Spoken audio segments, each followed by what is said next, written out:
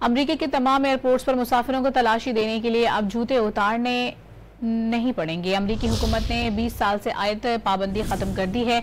महकमा transport and security administration की जानिब से कहा गया है कि अब अमरीका आने वाले मुसाफिरों की स्क्रीनिंग के लिए जूते नहीं उतरवाए जाएंगे।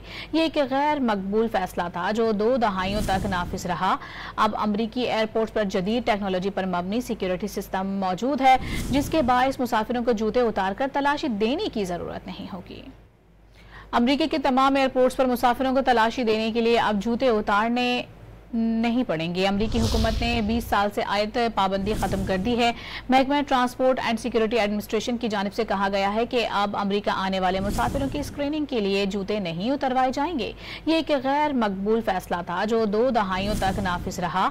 अब अमरीकी एयरपोर्ट पर जदीद टेक्नोलॉजी पर मबनी सिक्योरिटी सिस्टम मौजूद है, जिसके बायस मुसाफिरों को जूते उतारकर तलाशी देने की जरूरत नहीं होगी।